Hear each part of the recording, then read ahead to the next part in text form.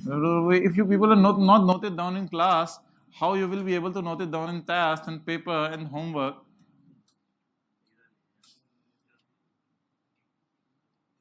Things are so ajeeb. People are so ajeeb nowadays.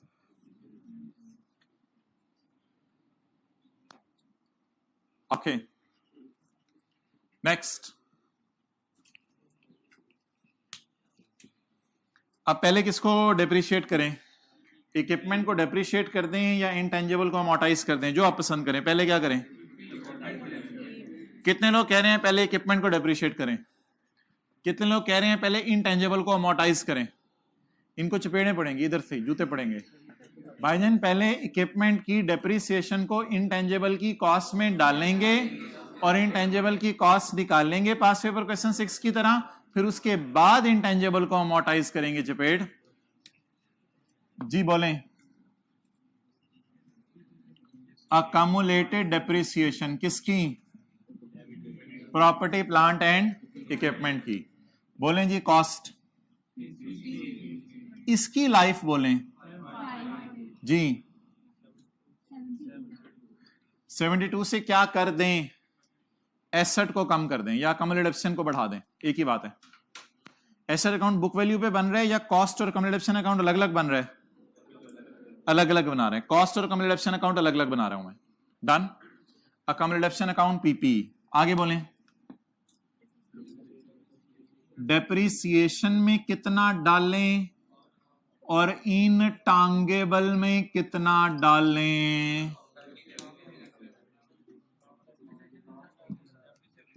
भाई एक बार जरा गौर से सुन लीजिएगा, क्यों बोंगी नहीं मारनी। जनवरी फरवरी,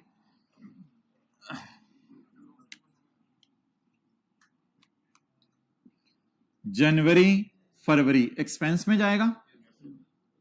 मार्च अप्रैल मई जून जुलाई अगस्त सितंबर इंटेंजिबल में जाएगा। अक्टूबर नवंबर दिसंबर भी तो एक्सपेंस में जाएगा। ये कितने लोगों को समझ आया? जरा हाथ खड़ा करें। इतना अरसा लैब इक्विपमेंट आइडल पड़ा रहा ना, क्योंकि लैब तो बंद हो गई है।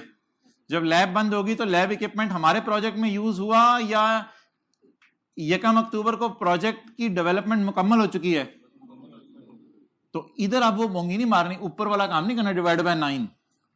वो तो सैलरीज थी, सैलरीज तो 9 महीने दी होंगी और आखिरी 3 महीने लैब बंद होगी और 3 महीने सैलरीज नहीं दी होंगी। लेकिन लैब इक्विपमेंट तो फिर भी लैब में पड़ा रहा होगा, अनलेस कि कोई नया प्रोजेक्ट शुरू हो जाए। वो और बात है, नया प्रोजेक्ट भी शुरू नहीं हुआ। तो जनवरी फरवरी अक्टूबर, यार ये 12 महीने की डेप्रिसिएशन है ना, तो इसको डिवाइड 12 से ही करेंगे। Divided by 12 ज़रब 5। ये 5 गड़बड़ नहीं करनी, घर जाके कोई बोंगी नहीं मारनी। डिवाइड बाय 12 ज़रब 5, 5/12 30 और 7/12 42।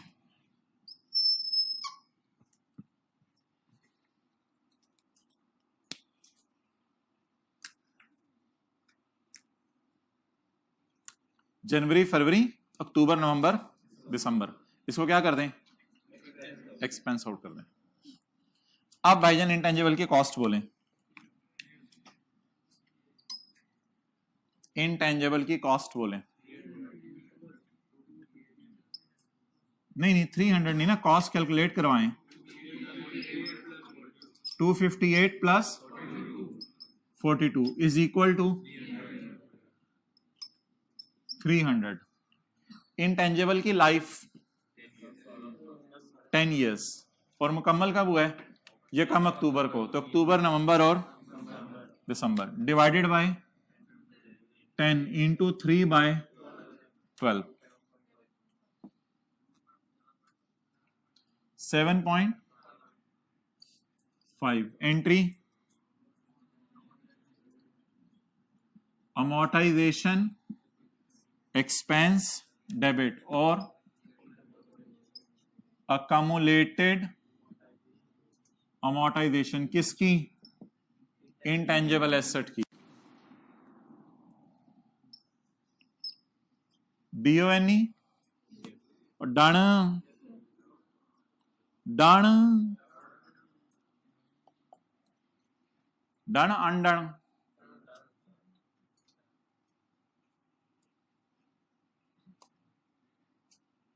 चलें आगे। ओके, ये तो वो है जो होना चाहिए था, ओरिजिनल एंट्रीज।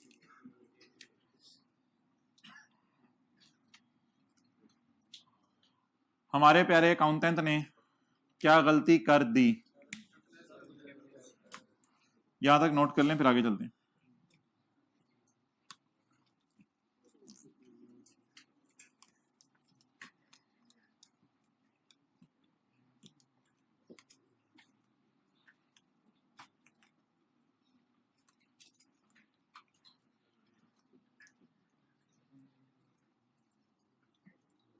आ रहा है मजा?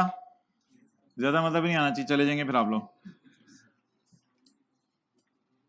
Following directly costs have been incurred and have been capitalized as intangible। सारा आंखें बंद करके अकाउंटेंट से पूछा, अकाउंटेंट ने पूछा क्या हो रहा है जी, इंटेंजिबल बन रहा है, आंखें बंद करके उंगली रखे इंटेंजिबल चुपे, and have been capitalized। following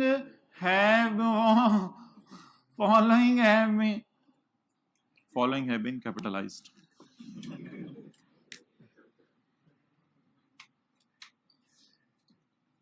intangible debit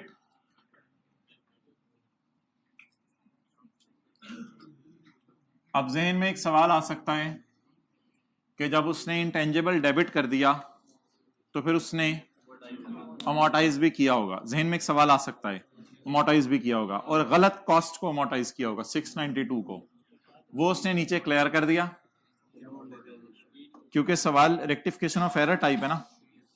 O TL had not charge any amount, TL had not charge any amortisation, तो टीएल ने कोई अमोर्टाइजेशन चार्ज नहीं की। और ऑब्वियसली पीपी को भी डेप्रिशिएट नहीं किया होगा उसने, क्योंकि उसने तो पीपी रिकॉर्ड ही नहीं किया, उसने तो पीपी रिकॉर्ड ही नहीं किया ना, उसने पीपी की जगह इंटेंजिबल रिकॉर्ड कर दिया।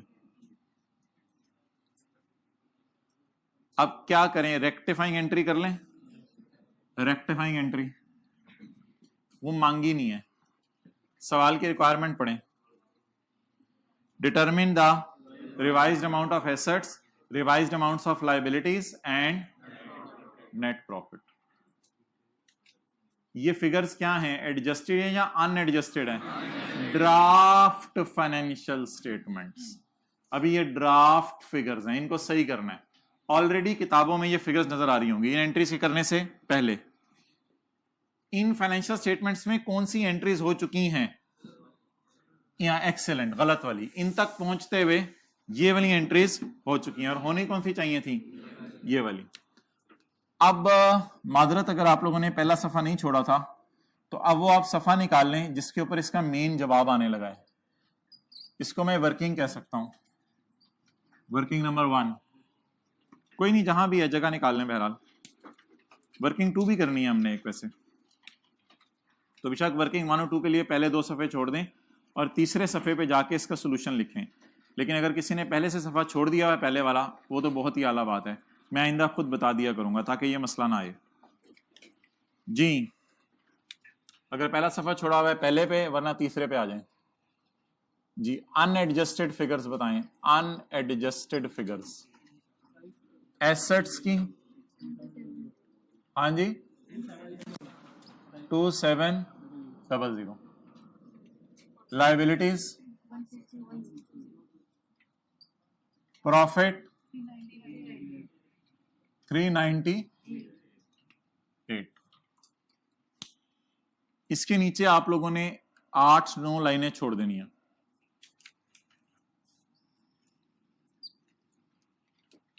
आठ 9 लाइनें छोड़ने के बाद नंबर 1, अच्छा जी अब जरा तसल्ली से देखिएगा करना क्या है। जिस चीज को मैं टिक करूंगा उस उसको मैं यूज करता रहूंगा। बहुत ज्यादा अटेंशन चाहिए, इधर देखें, सारे इधर मुतवज्जे हों।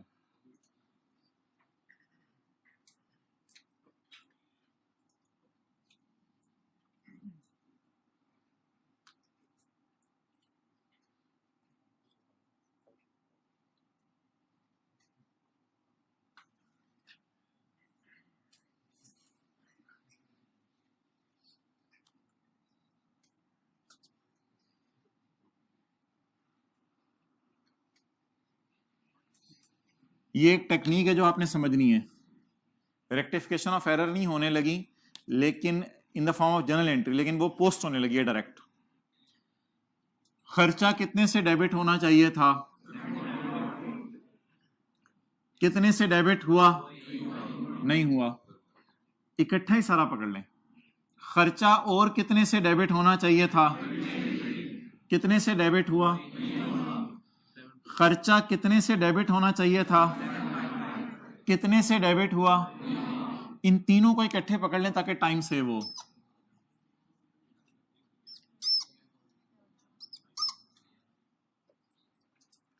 खर्चा डेबिट होना चाहिए था, नहीं हुआ, कर दो। एक्सपेंस रिकॉर्ड करें। Expense record 74 30 7.5 111। खर्चा बढ़ाना है या कम करना है? खर्चा बढ़ाना है। खर्चा बढ़ना चाहिए था, नहीं बढ़ा, बढ़ा दें। खर्चा बढ़ाने से प्रॉफिट कम होगा। मैं डबल एंट्रीज पोस्ट नहीं करा, मैं सिंगल साइड पोस्ट कर रहा हूं। सिंगल साइड अभी डबल एंट्री ना मुझे पोस्ट करवाए, इन द एंड वो डबल खुद ही हो जाएगी। तो खर्चा बढ़ाना चाहिए था, नहीं बढ़ा, बढ़ा दें। इसके साथ हमने लिख दिया 1। यहां से उसे समझ आ जाएगा। आगे चलें, ट्राई करें जरा अगला। अब ना मैं दो लफ्ज काट रहा हूं, वो कंफ्यूजिंग है, वो आपको परेशान करेंगे।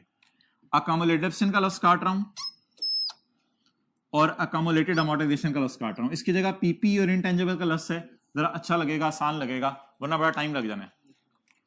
अच्छा, इंटेंजिबल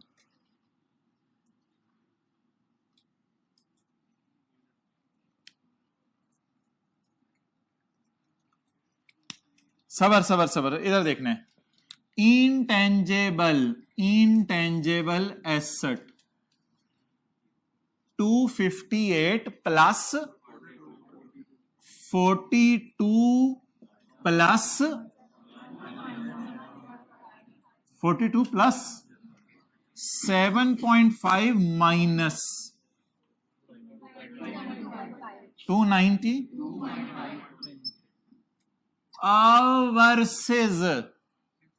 वर्सेस 692। अब मुझे जरा टिक करवाएं जिन जिन चीजों को मैंने यूज कर लिया। ये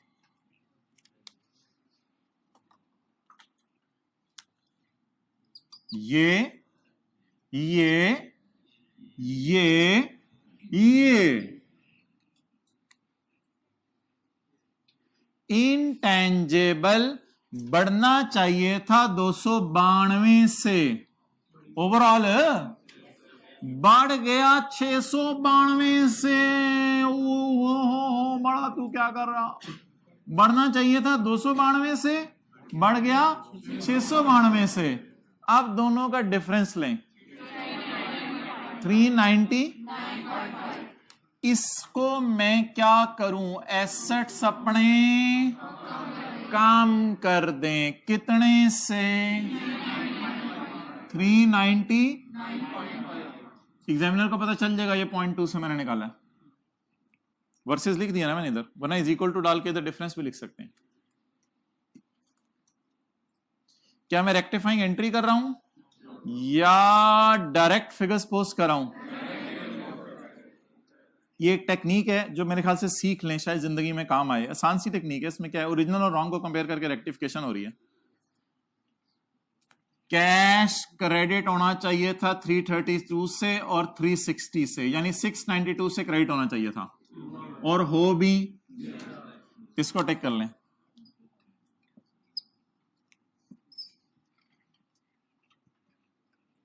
एक बार याद रखिएगा, अगर कभी कैश आपकी रेक्टिफाइंग एंट्री में आ गया ना, इसका मतलब है आपने ओरिजिनल या रॉन्ग एंट्रीज गलत की हैं, क्योंकि कैश की गलती अकाउंटेंट करता ही नहीं। कैश दराज से जेब से जा रहा होता है ना, वो काउंट करते हुए बंदा गलती नहीं करता, अनलेस के सवाल क्या दे गलती की है। तो कैश को कभी जिंदगी में रेक्टिफाइंग एंट्री में नहीं लाना। आज तक FR1 FR2 में शायद कोई ऐसा सवाल नहीं आया। FR1 तो पता नहीं आजकल क्या सीन है। FR2 में आज तक ऐसा सवाल नहीं आया कि रेक्टिफाइंग एंट्री में कभी कैश आया हो, अनलेस के सवाल बता दे कि कैश के अंदर एरर हुई है। कैश में एरर होती नहीं है, अकाउंटेंट जेब से पैसे निकालता है कि उसमें क्या गलती कर सकता है, उसमें कोई गलती नहीं होती।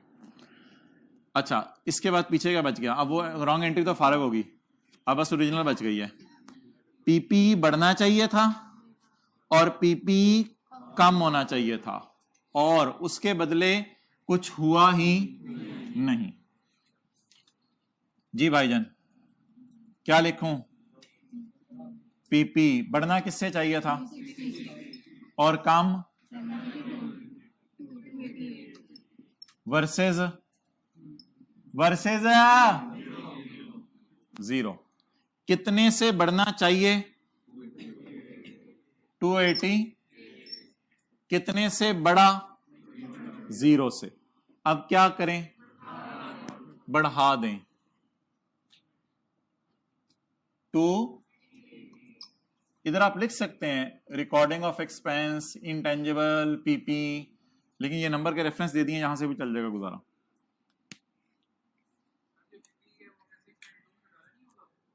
पीपी क्या नहीं होगा? वो ऑटोमेटिकली खत्म हो गया ना। देखो, असल में हुआ ये कि इसमें से ना चाहते हुए वो पीपी बाहर निकल रहा है और इधर फिर ऐड हो रहा है, वो इसके अंदर पड़ा हुआ जो आप पूछना चाह रहे हो। कोशिश करें, ये टेक्निक है, एक शायद समझ आ गई हो। ओवरऑल जो मैंने सारी बात की है पिछले 5-7 मिनट में, थोड़ा सा जरा तसल्ली से चीजों को देखना होता है, लेकिन अगर देख लें एक दफा तो समझ आके सही पोस्ट हो जानी चाहिए। अब अगर आपने कोई रेक्टिफाइंग एंट्री करनी है ना, रेक्टिफाइंग एंट्री, तो वो रेक्टिफाइंग एंट्री भी डायरेक्ट हो सकती है, और वो रेक्टिफाइंग एंट्री टैली करेगी। ओवरऑल अगर मैं रेक्टिफाइंग एंट्री बनाऊं, खर्चा डेबिट, खर्चा डेबिट, इंटेंजिबल क्रेडिट और पीपी, मेरे ख्याल से ये डेबिट क्रेडिट टैली कर रहा होगा।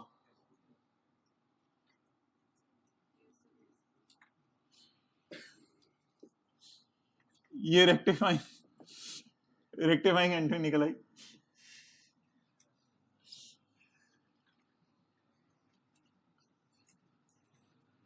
डेबिट क्रेडिट टैली कर गया, ठीक है, अपने कंधे पे तब की। तो ये रेक्टिफाइंग एंट्री इस तरह की बनेगी कुछ। अगर आप इसकी रेक्टिफाइंग एंट्री करना चाहें, साइड पे कहीं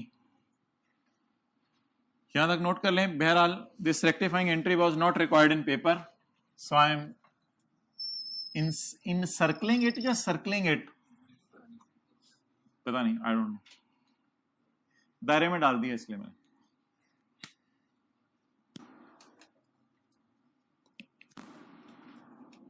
खर्चा बढ़ा दो,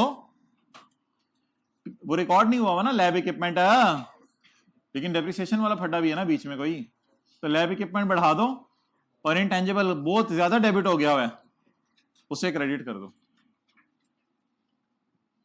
तो कितने लोगों ने पहली दफा ऐसी रेक्टिफाइंग एंट्री निकलती हुई देखी है? जरा हाथ खड़ा करके बता दें। बस इस तरह भी रेक्टिफाइंग एंट्री निकल सकती है, पहले पोस्टिंग कर दी, फिर उसमें से रेक्टिफाइंग एंट्री निकाल ली। अच्छा जी, आगे चलें। IS2 पढ़ा हुआ है, चलें फिर अगली एडजस्टमेंट कर लें, या इस वजह से छोड़ दें कि IS2 की है? कर लें, चलें कर लेते हैं अगली एडजस्टमेंट। IS2 की है लेकिन कर लेते हैं। स्टॉक किस पे रिकॉर्ड होता है? लोअर ऑफ कॉस्ट, और अगर पड़ा हुआ है खुदा ना खास्ता कॉस्ट पे, और अब लाना पड़े NRV पे, तो एंट्री क्या बनेगी? इन्वेंट्री क्रेडिट और cost of sale debit. Excellent excellent, I really appreciate.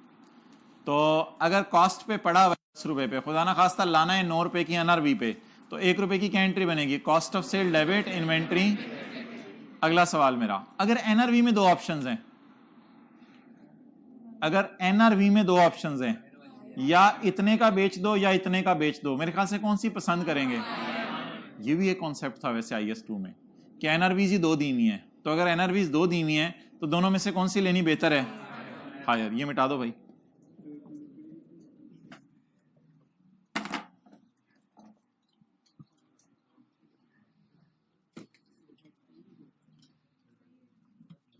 ये लो, मिटाना शुरू करो, मिटाओ, खुद सोचो, जल्दी करो, जल्दी।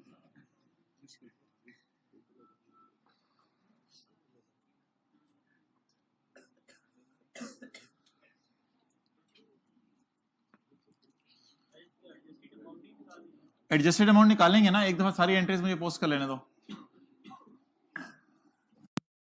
वेल डन भाई, आई really appreciate. Do not have a seat, have a bench.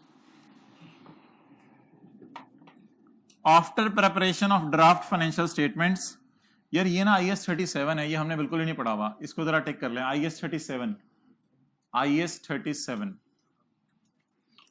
After preparation of draft financial statement, draft financial statements बनने के बाद पता चला a claim of 20 million was lodged by a customer. Urdu में मतलब बताएं।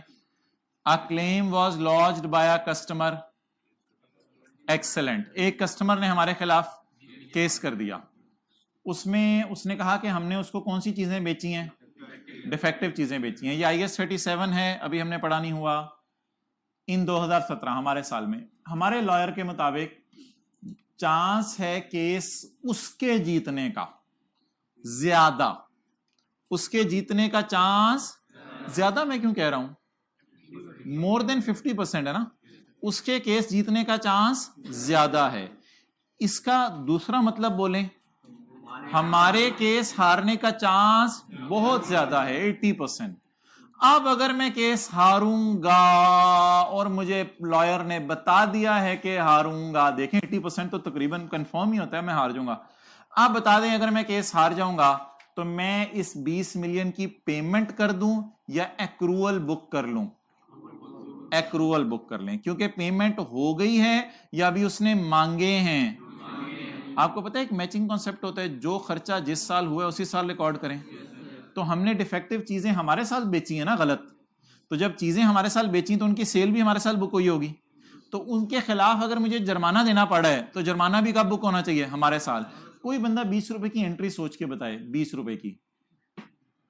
एक्सेलेंट। खर्चा डेबिट, क्रेडिट साइड कोई और पूरी करा दे। एक्सपेंस डेबिट पेएबल क्रेडिट, कर लें जी entry, expense debit payable credit. इस एंट्री को फिर मैं पोस्ट कर देता हूं।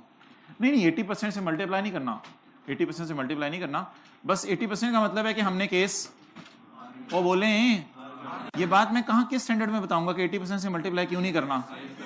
फिलहाल बस सादा सी बात है, छोड़े। 80% का मतलब है हमने हार जाना है, बस और कोई मतलब नहीं 80 का। 20 रुपए की एंट्री करवाएं जल्दी जल्दी जल्दी जल्दी। खर्चा डेबिट और पेएबल, ये एंट्री मैंने नहीं की, आप लोग नोट कर लें किताब पे अपनी। खर्चा डेबिट पेएबल क्रेडिट। ये एडजस्टमेंट नंबर कौन सी है सवाल की?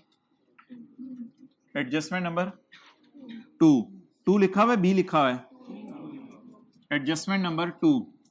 चलें छोड़ें, वो फिर इस तरह लिखना अजीब सा हो जाएगा। ऊपर भी 1 2 3 हमने कुछ लिखा हुआ है। कोर्ट केस, खर्चे बढ़ने से प्रॉफिट, खर्चा डेबिट पेएबल क्रेडिट। छोटा सा लफ्ज ना पेएबल के साथ डालने slash provision. Provision for doubtful debt नहीं है ये कोई और प्रोविजन है। प्रोविजन होता है लाइबिलिटी अभी अनसर्टन है, पता नहीं कितने पैसे देने पड़े, छोड़ने पड़े। ये प्रोविजन का लफ्ज नहीं समझ आया तो खैर है। खर्चा डेबिट पेएबल क्रेडिट। चलिए आगे।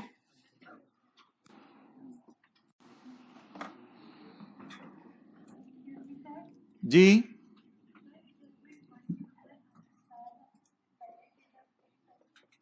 जब ऊंची बोलें, एक्सपेंसेस और इनकम के अंदर जब डिफरेंस आता है उसको रिटेन अर्निंग में तब डाला जाता है जिस वक्त जो है पिछले साल की गलती है और हमारे साल पता चले। अभी तो हमारा साल चल रहा है और हमारे साल की गलती हमारे साल हमें पता चल गई है, इसलिए एक्सपेंसिव की गलती को हमने रिटेन अर्निंग में सही नहीं किया। ओके जी बोलें ओके ठीक है। तो अगर 18 का साल होता और फिर 17 की गलती पता चलती तो फिर खर्चों की बजाय हम आर डेबिट करते, रिटेन अर्निंग में डेबिट करते जी। नहीं, P&L उस साल का हिट नहीं होता ना। एट द ईयर एंड, साल के एंड पर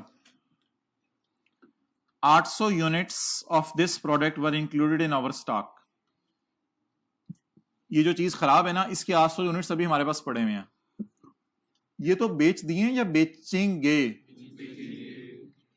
पता तो चल गया ना ये डिफेक्टिव हैं। इस जैसे यूनिट्स कितने और पड़े हुए हमारे पास, 800 that were included in TLs inventory at a cost of 1,50,000। अच्छा जी, कितने यूनिट्स पड़े हुए हैं? Probably that is working number 2 now. 800 TLs की इन्वेंट्री में at a cost of 1.5 lakh per unit. All these units have same defects. Cost कितनी है इनकी? 1.5 लाख। इनमें सेम डिफेक्ट्स हैं। नॉर्मली वैसे ये कितने के बिकते हैं? 2 लाख रुपए के। TL has already committed to sell 300 units to Jamal. हमने ऑलरेडी कमिटमेंट कर ली हुई है कि 300 यूनिट्स किसको बेचेंगे? जमाल को बेचेंगे। इसका मतलब है 300 का तो एग्रीमेंट हो चुका है बेचने का, बाकी यूनिट्स कितने बच गए? 500। What are total number of units in my stock? इसमें से कितने जमाल को बेचेंगे, कितने कमाल को बेचेंगे? 500। पता नहीं बताया नहीं ना, बाकी किसी और को बेचेंगे 500। TL has already committed to sell 300 units to Jamal at a price of 2 lakh. Jamal को कितने के बेचने हैं? 2,20,000 के। वैसे आमतौर पे कितने के बिकते हैं? ये क्या चक्कर है, आमतौर पे 2 लाख के हैं और जमाल को ज्यादा बेच रहा हूं, फिर भी 2,20,000 के बेच रहा हूं, क्या चक्कर है? हो सकता है जमाल को ये यूनिट्स 300 इकट्ठे कहीं से मिल ही ना रहे हो। जमाल हमारे पास आया, जमाल ने कहा मुझे 300 यूनिट्स चाहिए। आपने कहा 300 यूनिट हम इकट्ठे कोई नहीं बेचते, पता नहीं तुम पेमेंट में डिफॉल्ट कर दो, ये करो वो करो, जाओ इधर से भागो, 300 यूनिट तुम्हें बेच दें। कोई बच्चा आए मुझे 50 सीटें चाहिए क्लास की, कॉलेज वाले कहें हाँ क्या 50 सीटें मुझे चाहिए दो, बाद में बच्चे ही ना हो, तो 300 यूनिट से इकट्ठे मांग लिए। तो ऐसी सूरत में कई दफा हम कस्टमर को कहते हैं कि यार ये फिर मैं तुम्हें महंगे बेचूंगा, खरीदने खरीदो, नहीं खरीदने ना खरीदो। तो अब वो ठीक है, जमाल के साथ एग्री हो गया, वादा हो गया। जमाल कितने के हमें पैसे देगा? 2,20,000 के। टीएल ने अंदाजा लगाया है कि 80,000 पर यूनिट इनकर होंगे टू रिमूव द डिफेक्ट। अच्छा, जमाल वालों में भी डिफेक्ट रिमूव करना है और नॉर्मल वालों में भी डिफेक्ट रिमूव करना है। ऐसी बात तो नहीं कि डिफेक्ट रिमूव नहीं करना, जमाल वालों में भी डिफेक्ट रिमूव करके देना है और नॉर्मल वालों में भी डिफेक्ट रिमूव करके देना है। Further each defective unit can be sold for 1,30,000 in current condition. Current condition में 1,30,000 का एक यूनिट बिक सकता है रिपेयर किए बगैर। तो ऊपर 2 लाख और नीचे 1,30,000 में क्या फर्क है? जमाल के अलावा बाकियों को कितने का बेच सकते हैं, लेकिन उसके लिए रिपेयर कराना पड़ेगा। जमाल के अलावा बाकियों को खराब कितने का बेच सकते हैं? जमाल के अलावा बाकियों को खराब कितने का बेचेंगे, उसके लिए रिपेयर नहीं कराना पड़ेगा। जमाल के अलावा बाकियों को अच्छा कितने का बेचेंगे, उसके लिए क्या कराना पड़ेगा? रिपेयर करवाना पड़ेगा। तो सबसे पहले मुझे आप बता दें जो बकाया यूनिट्स हैं, पहले जमाल वाले चलें कर लेते हैं। जमाल वालों की कॉस्ट,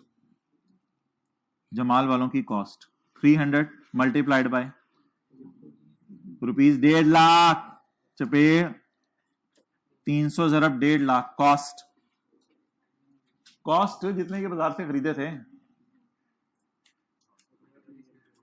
हाँ जी, ₹45 मिलियन, ऐसे लिख दूं, ₹45 मिलियन,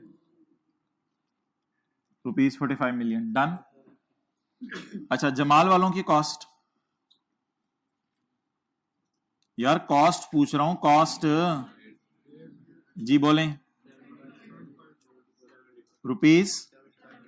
₹75 मिलियन।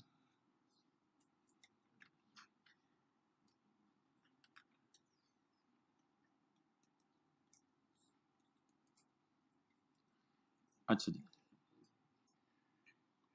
एनआरवी जमाल वालों की,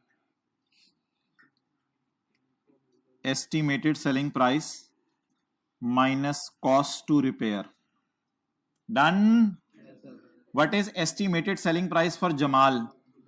for Jamal we have committed उसने कमिट कर लिया है।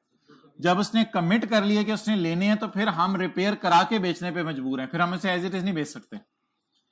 जिससे कमिटमेंट हो गई है उससे फिर सही चीज बेचनी है, बाकियों से कमिटमेंट नहीं हुई। क्या जमाल वाले में ऑप्शन अवेलेबल है कि एज इट इज बेच दें? क्यों नहीं एज इट इज खराब बेच सकते? कमिटमेंट है। तो 300 ज़रब और बोले 220 और आगे बोले 300 ज़रब, इसको रिपेयर करा के बेचने पड़ेंगे। Estimated selling price minus cost to repair,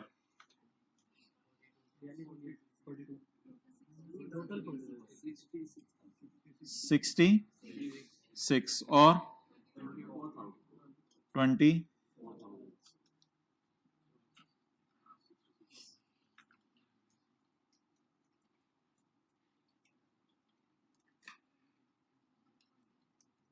ji. Okay, अभी मैं देखता हूं, फिर कॉस्ट को मैं येलो से हाईलाइट कर देता हूं और एनआरवी को 42 से। एनआरवी लॉस आ गया है 3 का। हाँ, एनआरवी लॉस आ गया है 3 का। कॉस्ट कितनी है और एनआरवी? इसमें एनआरवी में 2 ऑप्शंस हैं, उसमें एनआरवी में 2 ऑप्शंस नहीं थी, इसमें 2 ऑप्शंस हैं। ऑप्शन नंबर 1, ऑप्शन 1 नहीं, एज इट इज वाली पहले दूसरी वाली कर लो, कॉस्ट टू रिपेयर जी। एस्टिमेटेड सेलिंग प्राइस 500 ज़रब 200, एक्सेलेंट। 200 या 2 लाख जो भी आप लिख लें जी। 500 ज़रब 2 लाख करें कैलकुलेटर पे, कितने मिलियन? 100 मिलियन।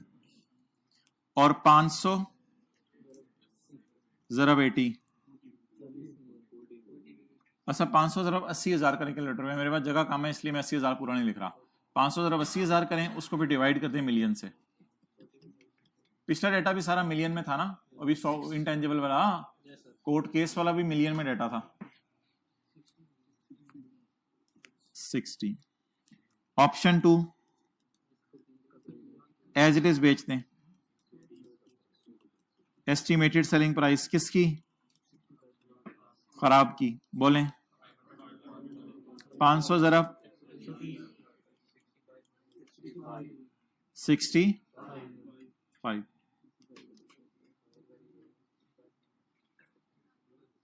जी भाईजान, अब आप मुझे बता दें 60 और 65 में से कौन सा चुनूं? What is cost, what is NRV? Sorry, higher लेंगे ना दोनों में से, 65। अब आप मुझे बता दें ऊपर वाले डब्बों में क्या है? कॉस्ट। नीचे वाले में ये जमाल का डेटा, वो दूसरा डेटा। एनआरवी लॉस दोनों में आ रहा है या एक में आ रहा है? इधर कितना, इधर कितना? टोटल 13। नोट, ये वर्किंग नंबर 2 है हमारी। टोटल लेंगे ना दोनों का, 10 जमा 3,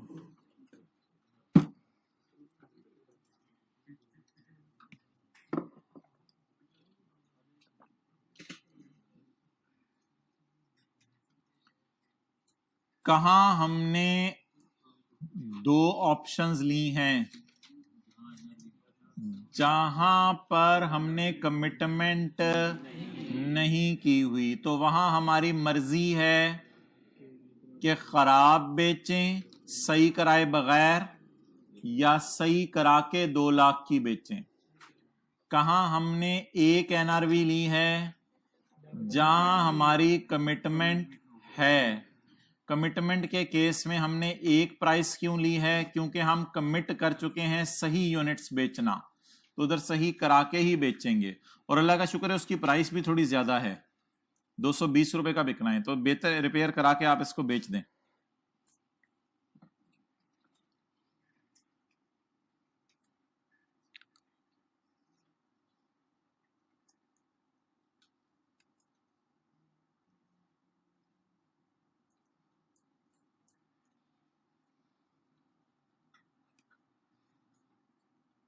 ओके, अच्छा अच्छा बच्चों,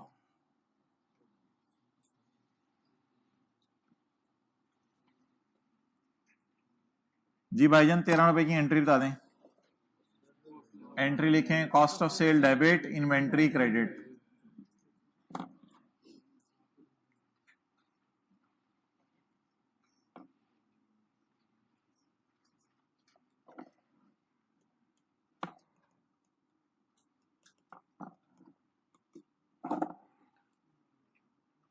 जर्नल एंट्री,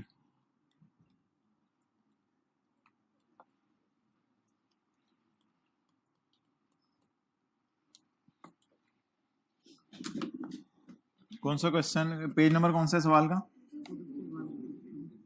263। किसी ने तस्वीर लेनी है तो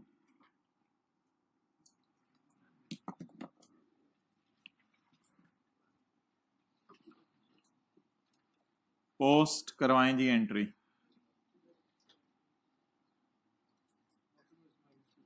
कॉस्ट ऑफ सेल डेबिट, इस 60 को क्यों हमने इग्नोर किया है?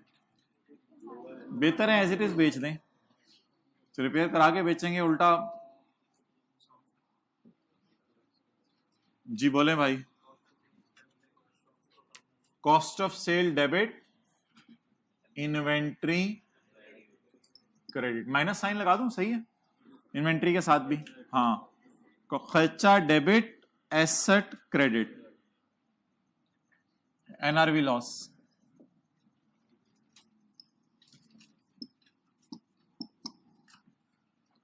अब सवाल की मेन रिक्वायरमेंट मोबाइल वाले भाई क्या थी? सवाल की मेन रिक्वायरमेंट क्या थी? रिवाइज्ड अमाउंट्स निकालें। बताएं जी रिवाइज्ड अमाउंट्स। 2700 से चलना शुरू करें। 2575 पॉइंट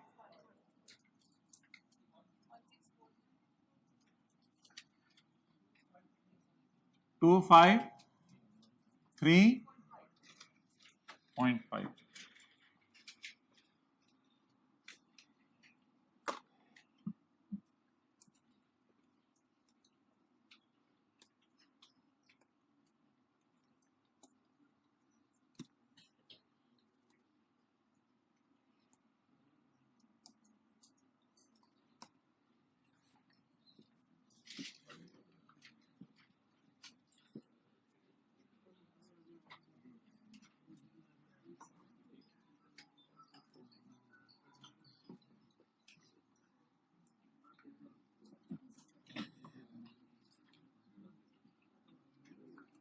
भाई पास पेपर का क्वेश्चन 4 मैं नहीं करवा रहा, वो आप हजरात ने खुद ही उसके सोल्यूशन से देख के आना है।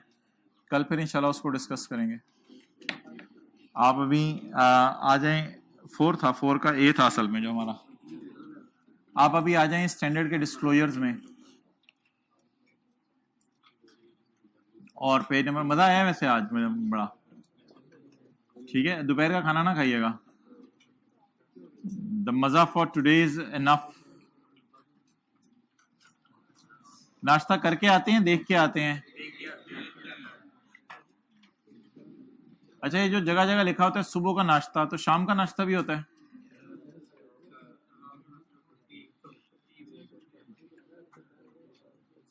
लाहौर में आके पाए तो नहीं खाने लगे? पाँव पाँव खाए हैं कभी? पाँव खाए हैं, जूते खाए हैं? एक साल के अंदर अंदर आपको थप्पड़ पड़ा है घर वालों से, एक साल के अंदर अंदर, 2 साल के अंदर अंदर, 2 साल के अंदर अंदर, 2 साल से ज्यादा 3 साल के अंदर अंदर, 15 साल में थप्पड़ पड़ा है घर वालों से, 15।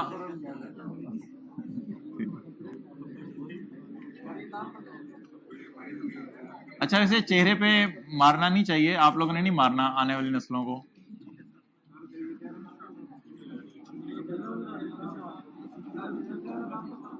Page number 224।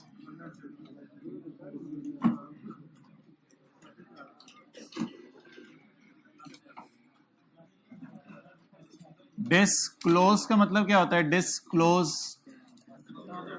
जो अपने मोबाइल में है साथ वाले को दिखाएं, ये मतलब होता है क्या? डिस्क्लोज। तो इधर डिस्क्लोज का मतलब क्या होगा?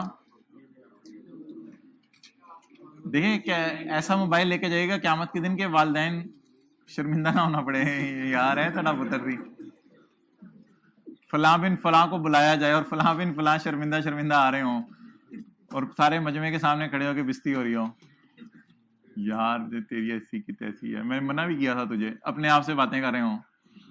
डिस्क्लोज, सेल फोन कुछ लोगों के लिए हेल्पफोन बनेगा वैसे।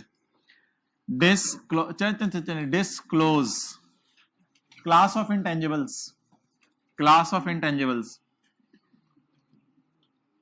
ब्रांड नेम्स, जैसे ना प्लांट एंड इक्विपमेंट अलग क्लास होती है, कंप्यूटर अलग क्लास होती है, लैंड अलग क्लास होती है, बिल्डिंग अलग क्लास होती है, इसी तरह इंटेंजिबल्स में भी ना हमने कुछ 7-8 क्लासेस बनाई हुई हैं। Brand names, method and method वही अखबारों के नाम होते थे या पब्लिशिंग टाइटल, जैसे कैपलान है, पीबीपी है, इल्मी बुक हाउस है। कंप्यूटर, लाइसेंस, सॉफ्टवेयर का जिस मर्जी चीज का आप लाइसेंस खरीद लें। फ्रेंचाइज, जैसे केएफसी की फ्रेंचाइज किसी ने खरीदी है, इस तरह। Copyrights, patents and industrial rights, यानी कि कोई चीज बनाने का, मैन्युफैक्चरिंग राइट जिसे नाम दिया होता था। ऑपरेटिंग राइट्स, किसी एक खास इलाके में ऑपरेट करने का राइट लेना। Recipes, formulas, models, design and prototypes and intangible assets under development. तो आप कहते हैं जब कभी इंटेंजिबल्स का आपने नोट बनाना है ना, तो ये वाली हेडिंग्स बना देना, बेहतर है इन हेडिंग्स के अंदर बनाना। लेकिन पेपर में तो हमें इस चक्रों में नहीं डालता, और 2-3 नाम होते हैं, कभी लाइसेंस होता है, कभी कोई सॉफ्टवेयर होता है, 2-3 नाम होते हैं, वो हम डाल देते हैं। लेकिन कहता है ओवरऑल 7-8 चीजें ये हैं। Class of intangible asset is a grouping of assets of similar nature and use in entities operations. Examples of separate classes may include ये Journal disclosures. ये डिस्क्लोजर जरूरी नहीं P&L के फेस पे हो, बैलेंस शीट के फेस पे हो। बैलेंस शीट के फेस पे तो वैसे ही एक लाइन होती है, इंटेंजिबल्स, और आगे उसकी फिगर आ रही होती है। असल में ये डिस्क्लोजर्स अब मेन सारे notes to the financial statements में आने हैं, और नोट्स में मेन डिस्क्लोजर तो हमने पढ़ा हुआ है, एडिशन, डिस्पोजल, अमोर्टाइजेशन। वो जो मेन डिस्क्लोजर हम बनाते हैं क्लासों में, जो नोट्स बनाते थे, 2 सवालों का हमने बनाया है, पास पेपर क्वेश्चन नंबर 9 का और पास पेपर क्वेश्चन नंबर 7 का, जो लंबा सा नोट बनाया है। अच्छा, an entity shall disclose the following. अच्छा, ये याद नहीं करना आप लोगों ने, ये पैरा नंबर कौन सा है? 118। तो ये याद नहीं करने आप लोगों ने।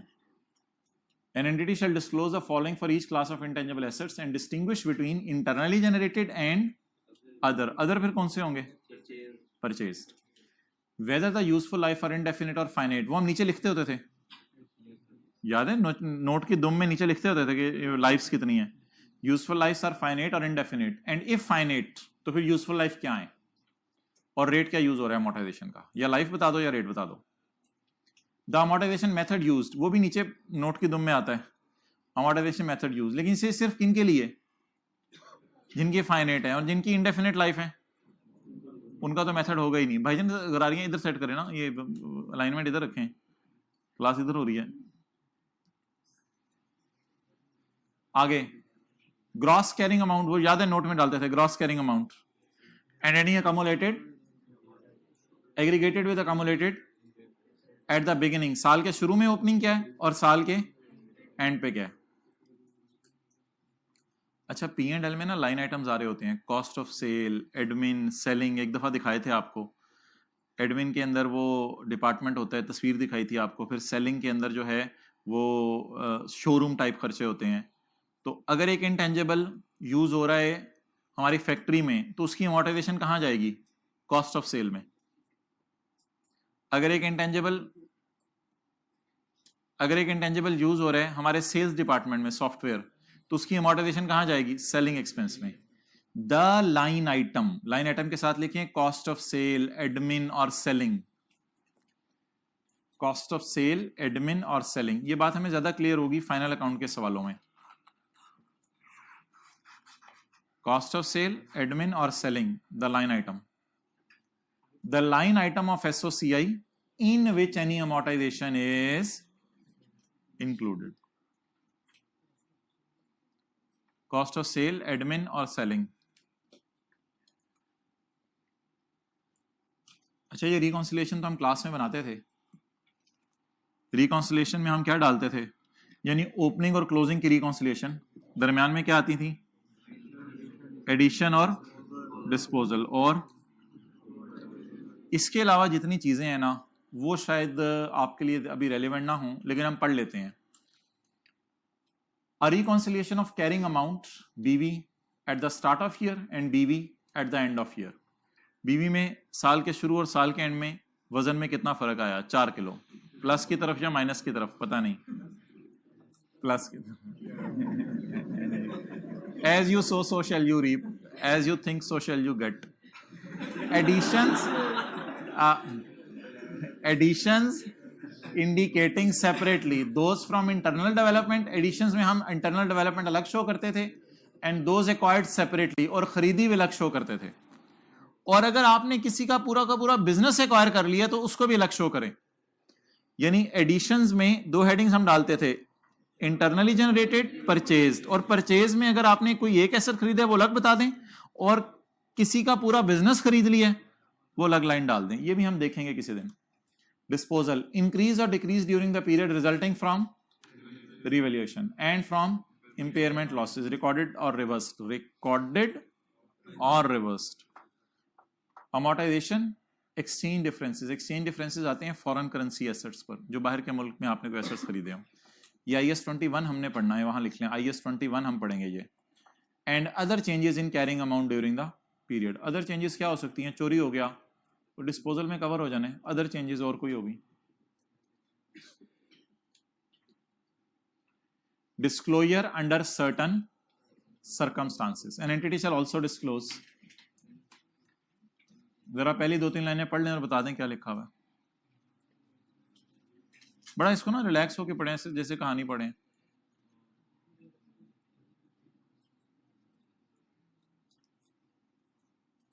हाथ खड़े करके उर्दू में बताएं मतलब। For intangible assets assessed having an, जिनकी इंडेफिनिट लाइफ है, पता ही नहीं चल रही 100 साल है 200 साल है, उनकी कैरिंग अमाउंट बताएं। कैरिंग अमाउंट बताएं, 10 मिलियन का है, 20 मिलियन का है।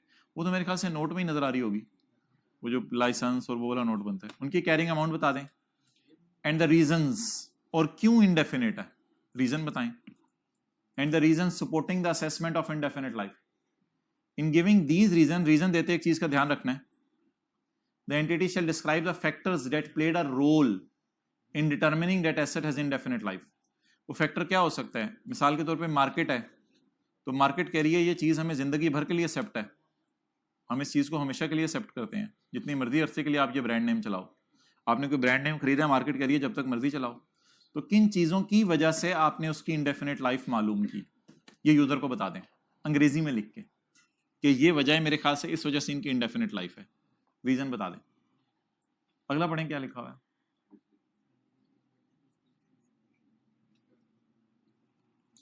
अच्छा, पिछले में ये हो गया ना, इंडेफिनिट लाइफ की रीजन बतानी है। आगे बताएं, आगे क्या है? आ डिस्क्रिप्शन, नाम, carrying amount, book value, and remaining amortisation period, बकाया कितने साल रह गए हैं, of any individual intangible that is material to the entity's financial statement. अगर हमारे टोटल एसेट्स 10 अरब के हैं, उसमें एक एसेट अकेला 8 अरब का है, तो यूजर को इस 10 अरब के एसेट्स टोटल हैं और उसमें से कोई एक एसेट 8 अरब के, तो यूजर्स को क्या क्या बताएं? नंबर 1 डिस्क्रिप्शन, एसेट का नाम। नंबर 2 कैरिंग अमाउंट, कितनी? 8 अरब। टोटल 10 अरब के, उसमें एक बहुत मेजर एसेट है 8 अरब। एंड रिमेनिंग अमोर्टाइजेशन पीरियड बता दें। वैसे तो आप टोटल बताते हैं, वैसे तो आप टोटल लाइफ बताते हैं 10 साल, इसकी रिमेनिंग भी बताएं कि 6 साल रह गई है, 5 साल रह गई है। किस एसेट का अंडरलाइन किया हुआ मैंने? Of individual intangible that is material to the entity's financial statements. ये ना आप पढ़ लें, ऐसा कोई अप्लाई करने हुए तो मैं खुद बताऊंगा, लेकिन एमसीक्यूज की हद तक ना ये चीज़ कभी आ सकती है टेस्टिंग में कि डिस्क्लोजर में ये चीज़ है या नहीं है, इस तरह का कोई एमसीक्यू बन सकता है। इसलिए इनको 1-2 दफ़ा रीड आउट कर लीजिएगा घर जाके। यार अगला पढ़ें, क्या है? कुछ भी नहीं, ये तो आपको पता है, आसान सी बात। For intangible assets acquired by way of and initially recognised that, दो ऑप्शंस अवेलेबल थी, या फेयर वैल्यू पे रखें या 3 डिस्क्लोजर दें। नंबर, ये जरा ज्यादा अच्छा बना हुआ है, बुलेट बना के इसने दे दिया। 3 डिस्क्लोजर दें। नंबर 1 फेयर वैल्यू कितनी है पहले दिन। नंबर 2 ईयर एंड पे, ईयर एंड लिख लें, ईयर एंड पे कैरिंग अमाउंट कितनी है, साल के शुरू में फेयर वैल्यू कितनी है, ईयर एंड पे कैरिंग अमाउंट कितनी है। और हाँ देखें, एक जब आप इंटेंजिबल खरीद लेना तो उसके बाद हमारी मर्जी है, या इसको कॉस्ट मॉडल पे रखें या इसको, लेकिन रिवैल्यूएशन मॉडल पे सिर्फ तब रखा जाएगा जब एक्टिव मार्केट, और एक्टिव मार्केट नहीं है तो कॉस्ट पे रखना। टाइटल इज रिस्ट्रिक्टेड का मतलब बताएं। टाइटल इज रिस्ट्रिक्टेड, कोई इंटेंजिबल आपने खरीद लिए हैं लेकिन आपके नाम नहीं लग रहे, ये नाम लगने पे कोई रिस्ट्रिक्शन लगी हुई है। किस वजह से? इस वजह से कि अभी उस इंटेंजिबल की ओनरशिप में मसला है, लड़ाई हो रही है, ये इंटेंजिबल किसका है। तो कोई इंटेंजिबल आपने 10 करोड़ का खरीद लिया है, लेकिन अभी डिसाइड नहीं हो पा रहा कि आपके नाम लगे या ना लगे। द एग्जिस्टेंस, क्या ऐसा है कि नहीं है, एंड द बुक वैल्यू, किस इंटेंजिबल की, whose title is, and the carrying amount of intangible pledged as security for liabilities। और बैंक से आपने लोन लिया तो बैंक ने कहा आपने सॉफ्टवेयर गिरवी रखवा दो, तो आपने अपने सॉफ्टवेयर गिरवी रखवा दिए, तो intangibles pledged as security. Contractual commitments लिखें, इंटेंजिबल खरीदने का वादा, इंटेंजिबल खरीदने का वादा किसी से कर लिया तो ये भी बता दें।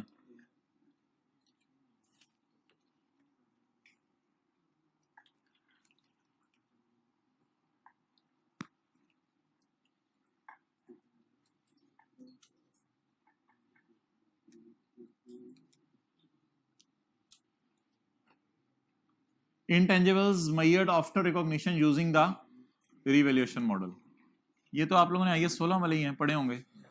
If intangibles are accounted for a revaluation model, an entity shall disclose the following: the effective date of revaluation, जाहिर बात है यूजर्स को पता होना चाहिए साल के शुरू में रिवैल्यू है, साल के दरमियान में रिवैल्यू है, या ईयर एंड पे रिवैल्यू है। बातें ना करो भाई, बातें ना करो।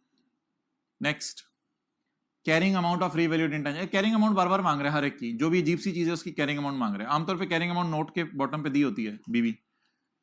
The carrying amount that would have been recorded had the revalued amount had been measured at cost model। ये कितने लोगों को याद है बात? Had there been no revaluation, तो intangible कितनी अमाउंट पे आता? अच्छा जी, revalued asset के कितने डिस्क्लोजर हो गए? 3। नंबर 1 डेट, नंबर 2, नंबर 3 अगर रिवैल्यूएशन ना होती तो क्या कॉस्ट आती है। 3 डिस्क्लोजर है। रिवैल्यूएशन सरप्लस भी तो आता है ना फिर जब रिवैल्यू हो जाए। अभी नहीं, मैं बताऊंगा कब बंद करने रजिस्टर। द बॉल पॉइंट निकालो मुझसे। The amount of revaluation surplus that relates to intangibles, क्योंकि टेंजिबल्स का भी तो सरप्लस होगा ना, तो इंटेंजिबल टेंजिबल का सरप्लस अलग अलग बताएं। तो the amount of revaluation surplus that relate to intangible assets at the beginning, surplus का ओपनिंग बैलेंस बताएं, and at the end indicating the change भी बताएं कितनी आई इस साल, and any restriction on distribution of surplus. लेकिन सरप्लस डिविडेंड के तौर पे नहीं बांटा जाता, सरप्लस डिविडेंड के तौर पे नहीं बांटा जाता। सरप्लस बांटा जाता है या रिटेन्ड अर्निंग बांटी जाती है? तो सरप्लस डिविडेंड के तौर पे नहीं बांटा जाता, ये रिस्ट्रिक्शन होती है इस पे।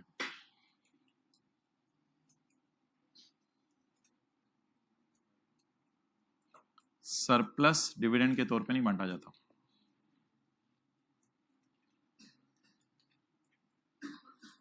An entity shall disclose R and D recorded as an expense। तो फिर ये कौन सी वाली डी होगी? अच्छी वाली को क्यों नहीं डिस्क्लोज करना, वो तो कैपिटलाइज होकर नोट में आ जाएगी। तो बुरी वाली को डिस्क्लोज करते हैं कि आर कितनी है और डी कितनी है। रिसर्च और डेवलपमेंट में वो सारे खर्चे आपने डालने हैं जो कि डायरेक्टली एट्रीब्यूटेबल हों रिसर्च और डेवलपमेंट के। जाहिर सी बात है रिसर्च और डेवलपमेंट के सारे खर्चे बताने हैं। आखिरी बात, खत्म हो गया बस। A description of any fully amortised intangible that is still in use. क्या ये पॉसिबल है कि कोई इंटेंजिबल फुली अमोर्टाइज हो गया हो और बिका ना हो, और अभी भी उसकी एक कैरिंग अमाउंट, उसकी सॉरी कॉस्ट भी 10 रुपए होगी, उसकी कम्युलेटेड अमोर्टाइजेशन भी 10 रुपए होगी, लेकिन क्या होना बंद हो जाएगा? अमोर्टाइज। लेकिन क्या होता रहेगा? यूज। अ ब्रीफ डिस्क्रिप्शन, नाम of significant intangibles controlled by entity but not recorded because they did not meet the recording criteria। बुरी डेवलपमेंट वालों के नाम बताएं, बुरी डेवलपमेंट वालों के नाम बताएं। भाईजान फला फला इंटेंजिबल है, हम मेरे कब्जे में है लेकिन हमने शो नहीं किया हुआ, और उसका नाम है सॉफ्टवेयर। बन रहा है लेकिन अभी ने रिकॉर्ड नहीं किया। वेबसाइट बन रही है लेकिन अभी हमने रिकॉर्ड नहीं की क्योंकि रिकॉर्डिंग क्राइटेरिया पूरा नहीं हो रहा। बुरी डेवलपमेंट वालों के क्या बताने हैं? नाम बताने हैं। एक दो दफा इसको पढ़ाइएगा, पैरा नंबर्स बता दिए जी। दूसरा वाला आगे मैं